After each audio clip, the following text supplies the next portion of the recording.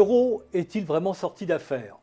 Après 5 ans de crise de la monnaie unique, adaptation et réforme du traité se sont succédés, sans compter des inflexions non conventionnelles de la stratégie de la Banque centrale européenne. Mais la zone euro est-elle capable, tout compte fait, de garantir la stabilité et la croissance de ses États membres? Y a-t-il, comme l'affirment certains détracteurs, des gagnants et des perdants de l'euro? C'est pour nous aider à comprendre le fonctionnement, mais aussi les dysfonctionnements de l'euro, sans parti pris, qu'Agnès Benassi-Kéré et Benoît Cœuré viennent de publier la 3e édition de leur livre Économie de l'euro. Bonjour Agnès Benassi-Kéré. Bonjour. Alors je rappelle que vous êtes professeur à l'école d'économie de Paris, présidente déléguée du Conseil d'analyse économique, et que votre co-auteur Benoît Cœuré est professeur associé à Sciences Po, mais aussi membre du directoire de la Banque centrale européenne. Et je voudrais rappeler que vous exprimez ici à titre personnel et que le livre est écrit à titre personnel. Alors, certains des inconvénients majeurs de la monnaie unique, tels que définis dans le pacte de Maastricht, étaient parfaitement identifiés par les économistes. Qu'est-ce qui n'a pas fonctionné dans l'euro? Quelles sont les erreurs de conception qui ont provoqué la crise de l'euro à partir de 2009? Alors vous avez raison de partir du traité de Maastricht, qui est le point de départ. Quelle était la conception de la politique économique dans le traité de Maastricht? Eh bien, cette conception était que la plupart des chocs que subiraient les économies de la zone euro seraient des chocs symétriques, donc équivalents dans les différents pays, et que du coup, la politique monétaire unique était l'instrument approprié pour faire face à ces chocs, pour les ajuster, la politique monétaire par rapport à ces chocs. Ça, c'était le premier postulat. Le deuxième postulat, c'était que les États membres ramèneraient leurs finances publiques à l'équilibre, et qu'à partir de là, si jamais ils subissaient un choc, disons, spécifique, ils auraient les marges de manœuvre. Ils auraient les marges de manœuvre pour y répondre sans aucun problème, en partant d'un solde budgétaire équilibré. Ils pouvaient aller jusqu'à 3%, ce qui est en fait énorme. Troisième postulat, la monnaie unique allait favoriser l'intégration financière. Et cette intégration financière serait aussi un élément stabilisant en cas de choc spécifique dans un État, puisque les capitaux pourraient bouger pour aller financer un déficit ici ou là. Et enfin, eh bien, il y avait l'idée qu'on pouvait faire la monnaie unique sans faire une union bancaire, ce qu'on est en train de faire aujourd'hui. Et sans union budgétaire. Donc on a juste oublié, voilà, sans union budgétaire, on a juste oublié que l'essentiel de la monnaie n'est pas créé par la Banque centrale, elle est créée par les banques. Quand elles font du crédit, elles créent de la monnaie. Et en fait, on a mis ça de côté. On a créé la monnaie unique avec une banque centrale européenne et une politique monétaire. Une banque centrale européenne indépendante des États. Voilà. On a laissé la supervision des banques. Sans État fédéral, voilà. Ce qui est un cas unique. Sans État, donc pas adossé à des obligations publiques fédérales, comme c'est le cas aux États-Unis et en Angleterre. Et par ailleurs, une supervision bancaire qui restait nationale. Alors, donc, on se rend compte avec cette crise que tous ces postulats se sont avérés incorrects. D'abord, la politique monétaire s'est avérée insuffisante pour faire face au choc énorme de la crise financière. C'est-à-dire qu'après avoir ramené le taux d'intérêt à zéro, eh bien, la Banque centrale a commencé à faire à utiliser des instruments non conventionnels, mais s'est trouvée face à une fragmentation du marché monétaire dans la zone euro. Concrètement, ça veut dire que les inflexions de la politique monétaire décidée à Francfort ne se transmettaient pas entièrement pour les PME, pour le secteur réel, en Italie, en Espagne ou au Portugal. Donc ça, c'était la première difficulté. Deuxième difficulté, eh bien, la politique budgétaire s'est avérée insuffisante également, soit pour des États qui n'avaient pas ramené leurs finances publiques à l'équilibre, donc la Grèce est le premier État auquel on pense, mais la France en fait partie aussi, soit parce que le choc était tellement grand que les finances publiques apparemment saines en fait ne l'étaient pas, et ça c'est le cas irlandais ou espagnol. Donc politique budgétaire insuffisante. Et on s'est retrouvé avec des politiques budgétaires, notamment dans les pays du Sud, sous contrainte. Sous contrainte, et qui sont allés terriblement étroites. Et qui sont allés dans le mauvais sens, au sens de la stabilisation économique, c'est-à-dire qu'après... Procyclique. Procyclique, je ne voulais pas employer ce terme. Donc en 2009, il y a eu des plans de relance coordonnés dans les pays européens et coordonnés au niveau mondial, mais dès 2010, on a commencé à fermer les vannes et à faire des politiques qui ont accentué en fait la récession. Alors, du côté des marchés financiers, ce qu'on a vu, c'est une désintégration subite des marchés financiers. C'est-à-dire qu'au moment précis, on avait besoin des capitaux étrangers pour soutenir l'activité, soutenir le financement des entreprises dans tel ou tel État. C'est justement le moment où les financements se sont évaporés. Donc on voit que l'intégration Donc il y a financière… une montée des taux d'intérêt dans les pays du Sud. Voilà, montée des taux d'intérêt, contrainte de crédit. Aujourd'hui, les PME dans les pays périphériques sont face à des contraintes de financement très importantes. Ce n'est pas seulement que les taux d'intérêt sont très élevés, c'est aussi qu'ils n'ont pas accès à ce crédit parce que les banques ne sont pas en état de prêter. Alors, je vais faire un peu un court-circuit, peut-être arriver tout de suite à une certaine conclusion. Face à cette crise, face à ces réformes, ces adaptations sur lesquelles on reviendra, le débat, comment se pose-t-il? Monnaie unique, monnaie commune, éclatement de la zone euro?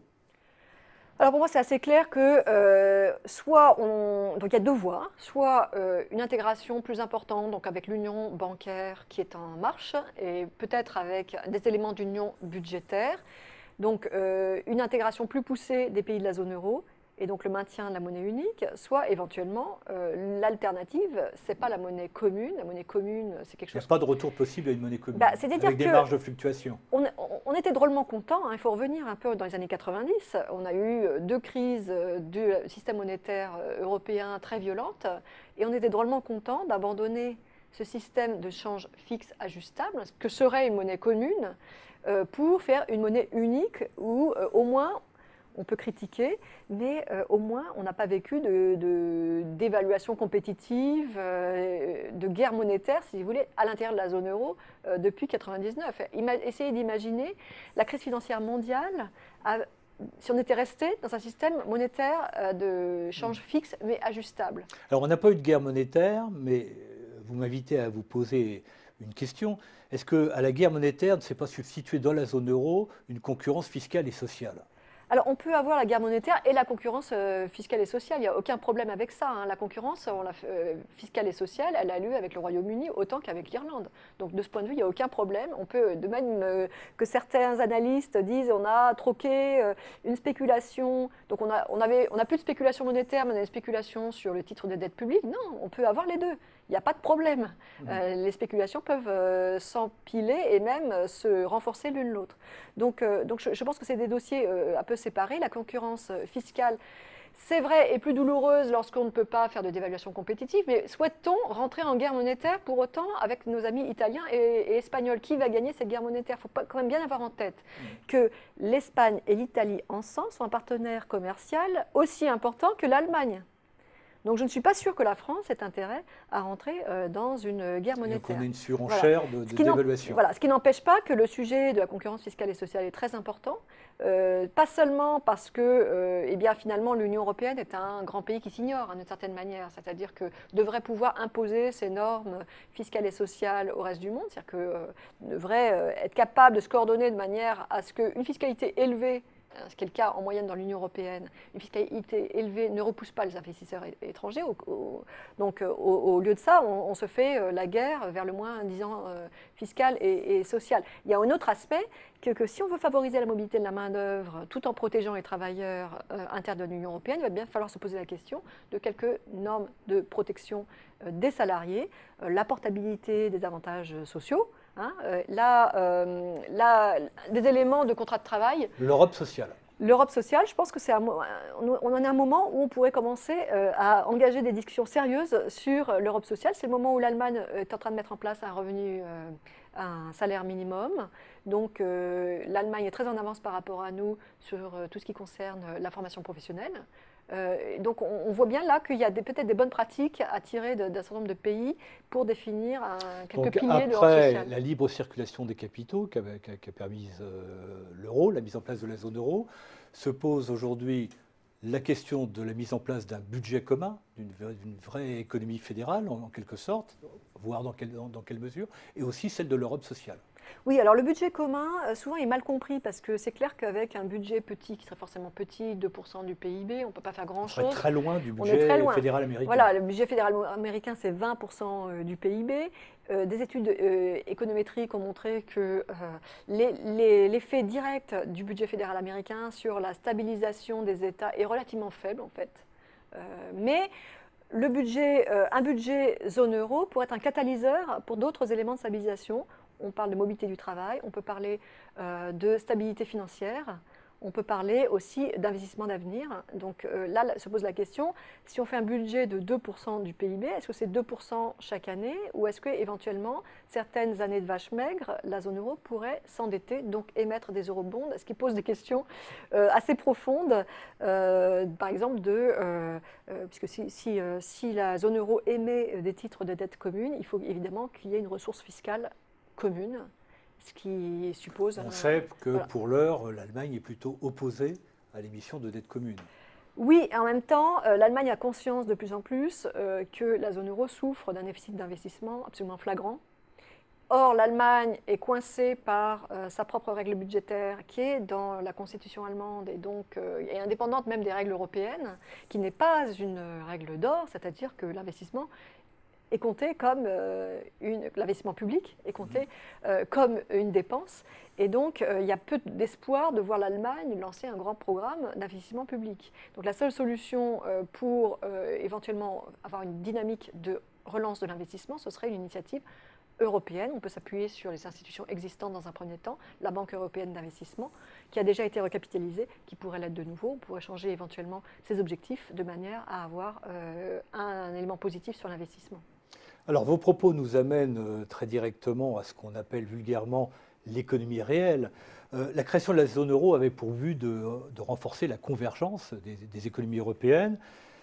Quel bilan faites-vous de cette convergence au bout d'une quinzaine d'années ?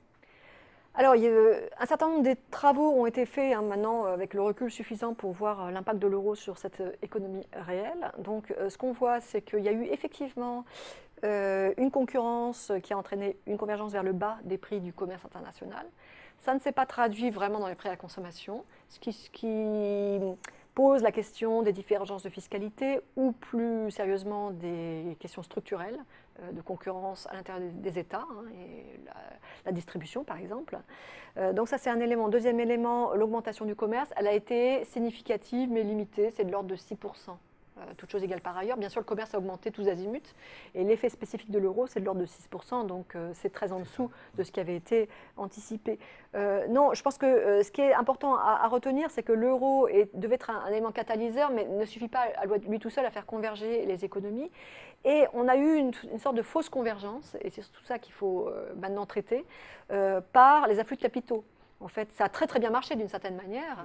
Les capitaux ont afflué dans les pays les plus pauvres de la zone euro et ça aurait dû normalement permettre de construire des activités. On a eu donc plutôt une spécialisation des pays de la zone euro. Alors, donc les capitaux ont afflué dans les mauvais secteurs, typiquement dans des secteurs abrités de la concurrence internationale, l'immobilier, voilà, typiquement la construction, et qui ne sont pas des secteurs qui permettent ultérieurement de rembourser ses dettes, parce que des secteurs abrités de la concurrence, donc pour un marché local.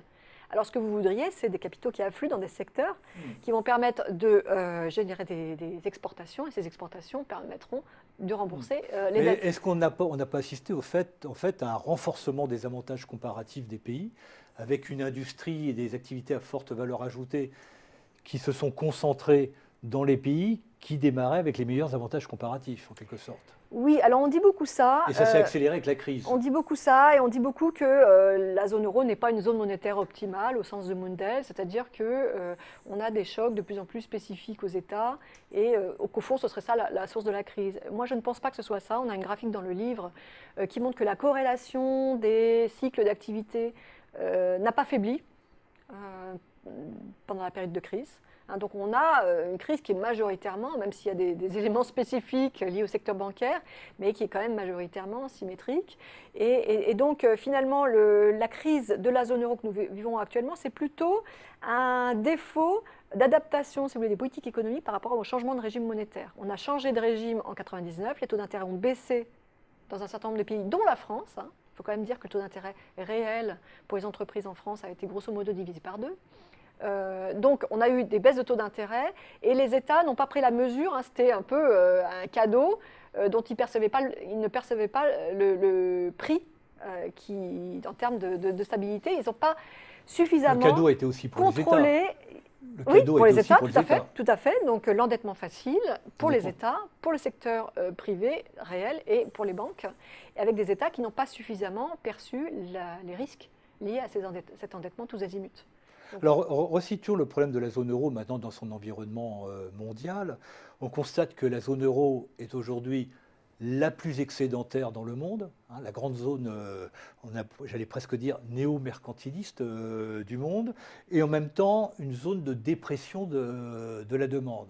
Est-ce que la zone euro n'a pas une certaine responsabilité dans l'évolution au taux ondulé de la croissance mondiale auquel on assiste à l'heure actuelle?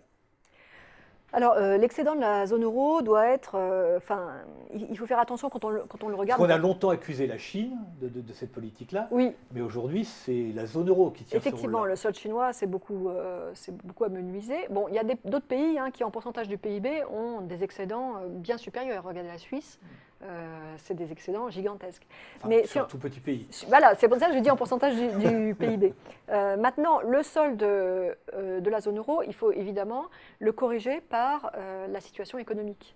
C'est-à-dire que si on était dans une situation normale, la demande dans la zone euro serait plus élevée, donc les importations seraient plus importantes, donc le solde serait plus faible. Donc il faut le corriger, de même qu'on corrige le solde budgétaire pour l'impact de l'activité, il faut corriger le solde extérieur. Mais en même temps, on est dans pour une l'impact de situation l'activité. où, au niveau international, les États-Unis réduisent leur déficit. Ils sont fortement réduits ces dernières années. La zone euro est très fortement excédentaire, donc on rentre dans un nouveau type de déséquilibre, Alors, avec une insuffisance de demande au niveau mondial. voilà, donc c'est tout à fait ça. C'est-à-dire que la zone euro, ce qui domine pour la zone euro, c'est le manque de demande agrégée, demande de consommation et surtout d'investissement. Et c'est ça qui produit le solde extérieur. C'est-à-dire qu'il ne faut pas voir le solde extérieur comme la preuve, par exemple, d'une compétitivité extraordinaire de la zone euro. C'est pas ça. Comment mesurer la compétitivité d'une zone? C'est les parts de marché. Donc avec l'Allemagne qui se débrouille très bien, la France qui se débrouille très mal, l'Italie entre les deux. Donc, et l'Espagne qui se débrouille relativement bien dans cette concurrence internationale. Donc il ne faut pas regarder le solde extérieur comme un thermomètre, si vous voulez, pour mesurer la compétitivité. C'est plutôt un thermomètre pour mesurer les déséquilibres internes et donc entre trop d'épargne C'est par un rapport à solde l'investissement. excédentaire, mais qui est quand même largement lié à la locomotive allemande et au redressement du solde de l'Espagne et de l'Italie, mais avec une dépression de la demande intérieure qui est terrible. Oui, alors je ne parlerai pas de locomotive allemande, justement, dans ce Enfin, en termes contexte. de commerce extérieur.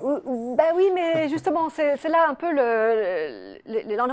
l'ambiguïté du débat. C'est-à-dire que l'Allemagne est une locomotive en termes de recettes d'exportation, mais ces recettes d'exportation ne profitent pas parce que justement, il n'y a pas assez le moteur affaibli en Allemagne. Bon, il est en train de redémarrer, hein, le moteur de la consommation a beaucoup faibli en Allemagne ces dernières années. Et du coup, il n'y a pas, c'est peut-être ça notre problème justement en zone euro, c'est qu'il n'y a pas de locomotive. Il n'y a pas de locomotive pour la croissance.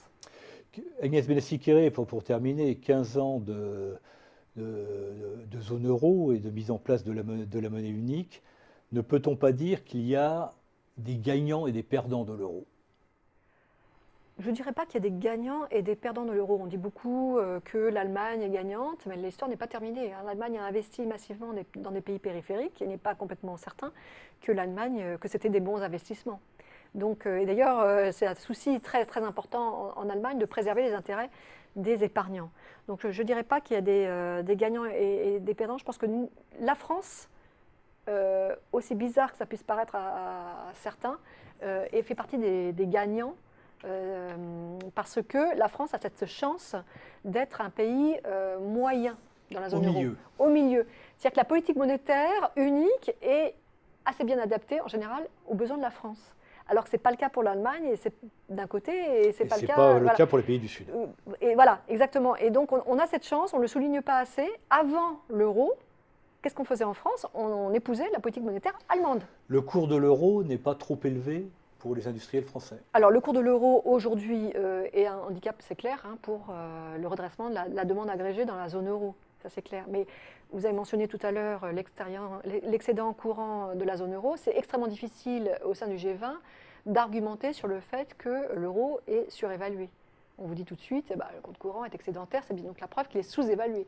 Ça, c'est un raisonnement de long terme. Maintenant, à court terme, qu'est-ce qui se passe? À court terme, le gros risque aujourd'hui, c'est la déflation. Donc, une inflation trop faible et on a besoin d'un euro plus faible avant tout pour éviter ce risque de déflation. La baisse de l'euro entraînerait un redressement de l'inflation par deux canaux. Le premier, c'est un canal direct. Les importations coûteraient plus cher et donc ça entraînerait une hausse du niveau des prix. Et le deuxième canal, qui est peut-être plus important, c'est un redressement de la demande. Et donc, quand la demande augmente par rapport à l'offre, eh bien, on peut espérer que les prix se redressent. Je retiens ce que vous venez de dire. Le principal risque, c'est la déflation. On oublie trop souvent que que la montée du nazisme en Allemagne n'était pas liée à l'inflation, contrairement à ce qui court, mais à la déflation des années 30. Peut-être c'est sur ce rappel historique que nous allons terminer notre entretien. Agnès Benassi-Kéré, je vous remercie. Merci.